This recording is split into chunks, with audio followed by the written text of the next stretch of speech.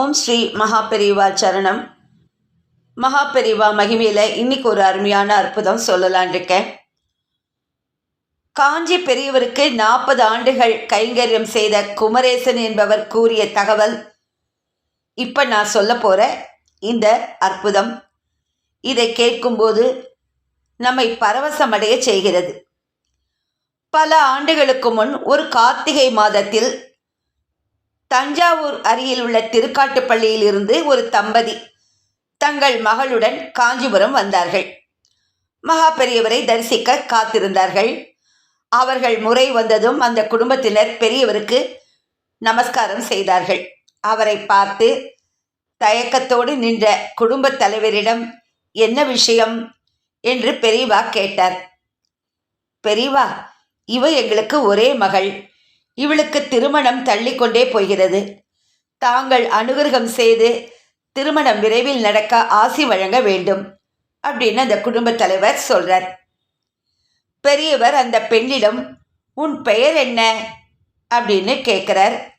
ராதா என்றாள் அவள். பெரியவர் அவளிடம் உங்கள் ஊரில் பெருமாள் கோவில், சிவன் கோவில் எல்லாம் இருக்கிறதா என்றார். ஆம் என்றாள் அவள்.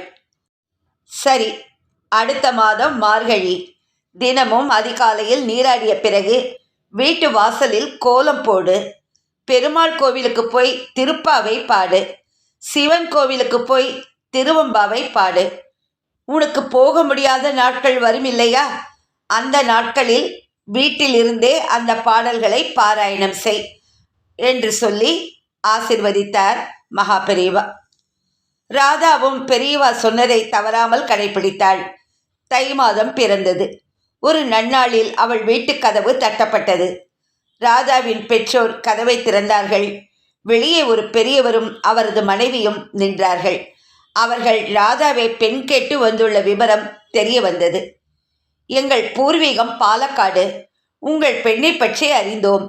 அவள் ஜாதகம் எங்கள் மகன் ஜாதகத்துக்கு பொருத்தமாய் இருக்கிறது என்று சொன்னார்கள். திருமண பேச்சு நடந்தது. நிச்சயதார்த்த நாள், முகூர்த்த நாள் குறிக்கப்பட்டது. தை பிறந்ததும் ராதாவுக்கு வழியும் பிறந்துவிட்டது. திருமணத்துக்கு முன்னதாக பெரியவரிடம் ஆசி பெற ராதாவும் அவளது பெற்றோரும் காஞ்சிபுரம் வந்தனர். பெரியவரை அவர்கள் தரிசித்தனர். ராதாவிடம் உன் பெயர் ராதா தானே, உனக்கு வரப்போகும் ஆத்துக்காரர் பெயர் என்ன என்று கேட்டார் மகா பெரியவா. கண்ணன் என்ற ராதாவிடம் உன் மாமனார் பெயர் பரமேஸ்வரனா அப்படின்னு கேட்டா மகா பெரியவா. ஆம் என்றாள் ராதா ஆச்சரியமாய். மாமனார் பெயர் பெரியவருக்கு எப்படி தெரிந்தது என்று அவள் ஆச்சரியப்பட்ட வேளையில், நீ திருப்பாவை படித்தாய், கண்ணன் கணவனாக வருகிறான். திருவம்பாவை படித்தாய், பரமேஸ்வரன் மாமனராக வருகிறார் அப்படின்னு பெரியவா சொன்னார். இதை கேட்ட எல்லாருமே அதிசயித்து போனார்கள். முக்காலமும் உணர்ந்த ஞானிக்கு இவர்கள் பெயர் தெரியாதா என்ன? இவ்வளோ ஒரு அருமையான அற்புதம். அதனால தான் எப்போவுமே பெரியவா சொன்னபடி திருப்பாவை படித்தால் கல்யாணமாகாத பெண்களுக்கு கல்யாணமாகும்னு சொல்லுவார். இதை தொடர்ந்து இன்னொரு அருமையான அற்புதம் சொல்லலான்னு இருக்கேன். மகா பெரியவா மீது மலையளவு நம்பிக்கையும் பக்தியும் வைத்திருந்த பக்தர்களுள் சுப்பிரமணியம் என்பவரும் ஒருவர். தன்னால் முடிந்தவரை அவர் மகானை தரிசிக்க செல்ல தவறியதே இல்லை. வயதான பிறகு அப்படி செல்வது கொஞ்சம் குறைந்தாலும் உறவிலோ நட்பிலோ யாராவது பெரியவாளை தரிசிக்க செல்லும் போதெல்லாம் தன்னால் இயன்ற பொருளை மகானிடம் சமர்ப்பிக்க சொல்லி கொடுத்தனுப்புவார். இந்த சமயத்தில் ஒரு நாள் அவருடைய மகளும் மருமகனும் மகா பெரியவர் தேனம்பாக்கத்தில் முகாமிட்டிருக்கிறாராம், நாங்கள் அவரை தரிசிக்கப் போகிறோம் என்று சொன்னார்கள். அவர்கள் அப்படி சொன்ன சமயத்தில் மனதுக்குள் ஏதோ தோன்ற, தான் தினமும் வீட்டில் பூஜை செய்யும் போது பிள்ளையாருக்கு நிவேதனம் செய்வதற்காக வாங்கி ஒரு டப்பாவில் நிறைத்து வைத்திருந்த அவல் பொரியில் கொஞ்சத்தை ஒரு பேப்பரில் பொட்டலமாக மடித்து மகளிடம் கொடுத்தார். இந்தா, இதை கொண்டு போய் மகா பெரியவாளிடம் சமர்ப்பித்து விடு அப்படின்னு சொன்னார். அந்த பக்தர். பிறகு தன் அறையில் மாட்டியிருந்த மகாபெரிவா படத்தின் முன்னால் நின்று, பகவானே, ஏதோ கிருஷ்ண பரமாத்மாவிற்கு குசேலன் தந்தது போல கொஞ்சம் அவலை தந்து அனுப்புகிறேன், பெற்றுக்கொள்ள வேண்டும் அப்படின்னு சொல்லி மனதிற்குள் வேண்டிக் கொண்டார். ஆயிற்று. கொஞ்ச நேரத்திற்கெல்லாம் அவரது மகளும் மருமகனும் மகானை தரிசிக்க புறப்பட்டு விட்டார்கள்.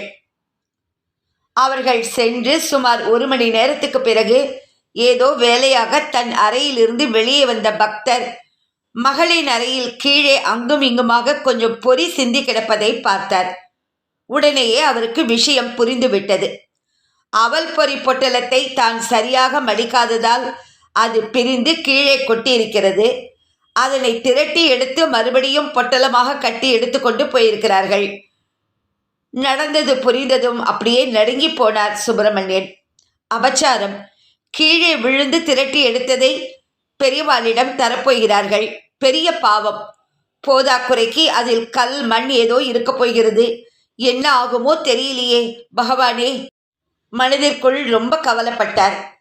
இந்த சமயத்தில் மகா பெரிவாளை தரிசிக்க சென்றவர்கள் மகான் அங்கே இருந்த சிவன் கோவிலில் பிள்ளையார் சன்னதி முன் உட்கார்ந்து பக்தர்களுக்கு ஆசி வழங்கி கொண்டிருந்ததை பார்த்தார்கள்.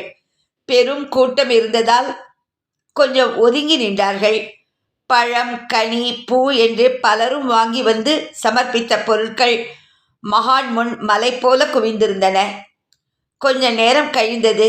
ஏதோ நினைத்து கொண்டவர் போல மகா பெரிவா தன் பக்கத்தில் இருந்த சீடனை அழைத்து தன் முன்னால் இருந்த பொருட்களை எல்லாம் பிள்ளையாருக்கு முன்பாக நகர்த்த சொல்லிவிட்டு, கைத்தல நீரை கனி அப்பமோடு அவல் பொறி என்று பாடத் தொடங்க எல்லோரும் ஆச்சரியமாக பார்த்தார்கள். பாடி முடித்தவர், இதுல ஒரு விசேஷம் பார்த்தீர்களா? இந்த பாட்டில் வருவது போல இங்கே கனி வர்க்கம், அப்பம் எல்லாம் இருக்கிறது. ஆனால் அவல் பொறி மட்டும் இல்லை. இங்கே யாரோ அவல் பொறி கொண்டு வந்திருக்கிறார்கள் என்று நினைக்கிறேன். அவர்கள் முன்னால் வந்து அதை இங்கே வைத்தால் அதுவும் பூர்த்தியாகிவிடும் அப்படின்னு சொன்னா மகா பெரியவா. சட்டென்று பரவசப்பட்டு போனார்கள் சுப்பிரமணியத்தின் மகளும் மருமகனும். அப்பா கொடுத்து அனுப்பிய அவலை மகள் எடுத்து போய் மகான் முன்னிலையில் சமர்ப்பிக்க பொட்டலத்தை பிரித்து பிள்ளையார் முன் நகர்த்தி வைத்தார் அணுக்க தொண்டர். சில வினாடிகள் கழித்து, இந்த எல்லா பிரசாதங்களையும் எடுத்து எல்லோருக்கும் கொடு என்று சொன்ன மகா பெரியவா அவல் பொரியை மட்டும் கொஞ்சம் எடுத்து வாயில் போட்டுக்கொண்டார். பிறகு பக்தரின் மகளையும் மருமகனையும் அழைத்து ஒரு சாத்துக்குடியை அவர்களிடம் தந்த மகான் அவர்கள் எதுவும் சொல்லாமலே, இதை அப்பா கிட்ட கொடு என்று சொல்லி ஆசிர்வதித்தார்.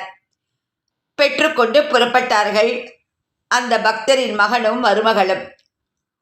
பரமாச்சாரியாளுக்கு அழுக்கான அவலை தரப்போகிறார்களே என்று தவித்து கொண்டிருந்த பக்தர் மகளும் மருமகனும் வீட்டுக்கு வந்து நடந்ததை சொன்னதும் அப்படியே சிலிர்த்து போனார். அதுவும் தான் தந்த அவலை மகான் கொஞ்சம் எடுத்து உண்டார் என்பதை அறிந்ததும் அவர் மனசு ஆனந்தத்தில் திளைத்தது.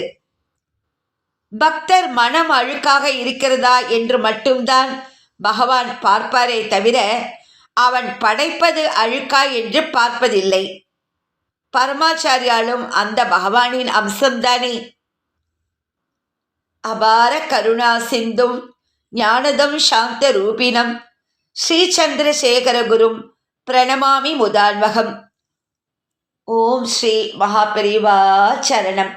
ஹர ஹர சங்கர ஜெய ஜெய சங்கர, ஹர ஹர சங்கர ஜெய ஜெய சங்கர. ஓம் ஸ்ரீ மகாபெரிவா சரணம். நமஸ்காரம்.